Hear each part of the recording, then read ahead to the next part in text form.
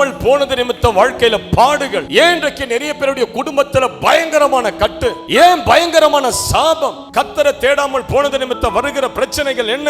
வசனத்தை வாசிக்கிறேன். உபாகமம் 31:17. அந்நாளில் நான் அவர்கள் மேல் கோபம் கொண்டு அவர்களை கைவிட்டு என் முகத்தை அவர்களுக்கு மறைப்பேன். அதனால் அவர்கள் பட்சிக்கப்படும்படிக்கு அநேக தீங்குகளும் இக்கட்டுகளும் அவர்களை தொடரும். அந்நாளிலே அவர்கள் எங்கள் தேவன் எங்கள் நடுவில் இராததினால் அல்லவா இந்த தீங்குகள் எங்களை தொடர்ந்தது என்று சொல்லுவார். ஆண்டவர் உங்க நடுவில் இல்லைன்னா என்ன வரணும்? பைபிள் சொல்லுது, தீங்கும் பிரச்சனைகளும் பாடுகளும் உபத்திரவங்களும் வேதனைகளும் கண்ணீரும் மரணமும் உங்கள் வாழ்க்கையில இருக்குமா? ஏன்? கர்த்தரை தேடாமல் போனதினா, நீ கர்த்தரை பார்க்காமல் போனதினா. உனக்கு நல்ல ஆயுசு நாட்களை வைத்திருக்கும் போது நீ ஆண்டவரை தேடி ஆலயத்துக்கு போல, நீ வீட்டுல படுத்து சோம்பேறியா தூங்கி கொண்டிருந்த, ஆன்லைன்ல நீ எழுந்து உன் இஷ்டத்துக்கு நீ செய்திகளை கேட்டுக்கொண்டிருந்த. இப்போ கொஞ்ச நாள் உன் வண்டி ஓடும், ஆனா உன் வண்டி நிக்கக்கூடிய ஒரு நாள் இருக்கு. அப்ப நீ அழுது புலம்புவா, ஐயோ கர்த்தரை விட்டு விட்ட, ஆண்டவர் என் நடுவில் இல்ல, துன்பங்களும் பிரச்சனைகளும் தொல்லைகளும் என்னை சூழ்ந்து கொண்டது என்று புலம்புவாய்.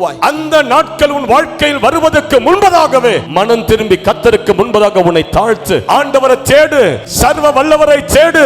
உனக்காக கல்வாரி சிலுவையில 6 மணி நேரங்கள் ரத்தத்தை சிந்தின ஒரு தேவனுக்காக வாழ ஆரம்பி.